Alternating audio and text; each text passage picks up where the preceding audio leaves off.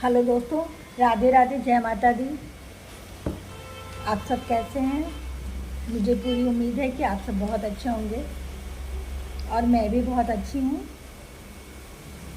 आप सभी को कोलकाता के कांड के बारे में तो पता ही है। पिछले 12 दिनों से मैं इसी सोच में पड़ी हुई हूँ कि आखिर ये क्या हो रहा है, ये क्यों हो रहा है और भगवान कहाँ है।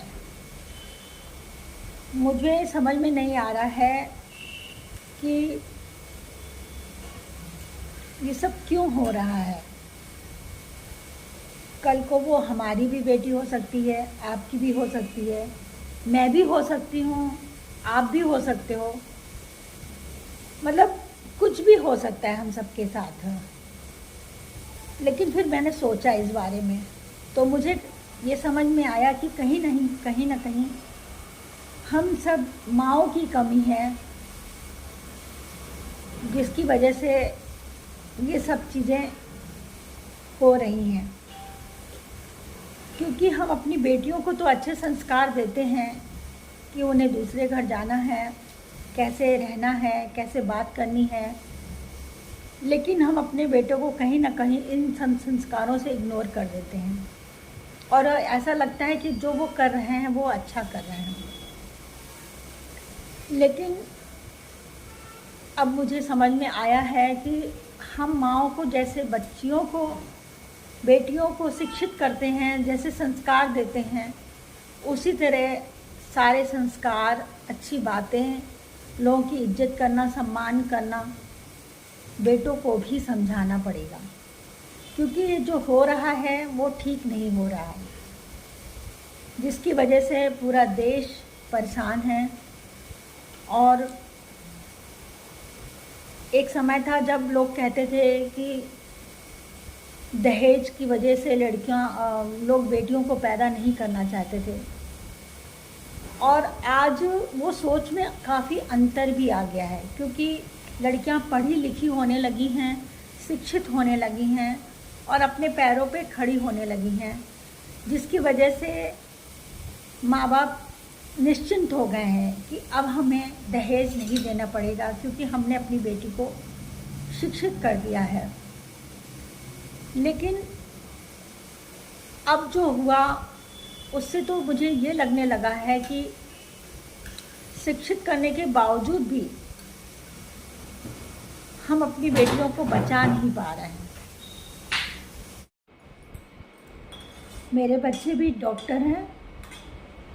जब वो ऑन ड्यूटी होते हैं तो मुझे भी हर दिन अब ये डर सताने लगा है कि मेरे बच्चे सुरक्षित हैं या नहीं। ये सिर्फ मेरे लिए ही डर नहीं है, ये पूरे देश की हर माँ के लिए डर बैठ गया है कि उनकी बच्चियाँ सुरक्षित हैं या नहीं हैं, चाहे वो किसी भी प्रोफेशन में हो, क्यों ना हो। भले ही सब कुछ ठीक चल रहा हो, लेकिन बच्चों के जाने के बाद, बेटियों के घर से निकलने के बाद हर माँ के दिल में एक डर सा बैठ गया है। ये तो फिर से वही पुराने ज़माने की जो लोगों की सोच थी कि बेटियों को पैदा नहीं करना है, ये सब देखकर तो हर माँ का दिल यही कहेगा कि हमने बेटी को क्यों पैदा किया, हम कब तक उनकी रक्षा करेंगे। और अगर हमने पैदा कर लिया है तो क्या इसलिए कि हम उन्हें अपने हाथों से दफनाएं? ये कोई माँ अपने बच्चे के लिए नहीं सोच सकती है, अपनी बेटी के लिए नहीं सोच सकती है। क्योंकि हमारी बेटी हमारी जान है और हम उसे पढ़ाते हैं, लिखाते हैं, शिक्षित करते हैं और उसे पैरों पर चलना सिखाते हैं, खड़े होना सिखाते हैं। उसके बाद हमारी बेटी को हम अपने हाथ से दफना नहीं सकते हैं। इसीलिए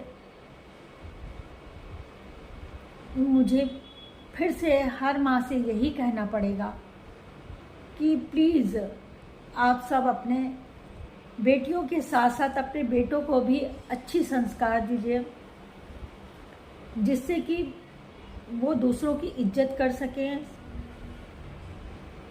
उनका सम्मान कर सकें। अगर वो एक दूसरे के बराबर हैं तो एक दूसरे का साथ दे सकें और उनके साथ खड़े रह सकें। और सबको गर्व हो कि मेरे घर में एक बेटी ने जन्म लिया। वो डर ना हो जो पुराने ज़मानों में लोगों के मन में रहता था। तो प्लीज़ आप सभी से अनुरोध है कि आप लोग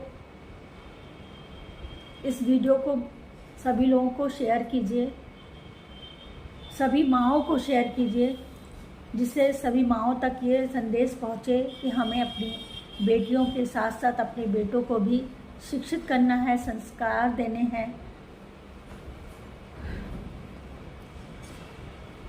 तो प्लीज़ आप सभी का थैंक यू।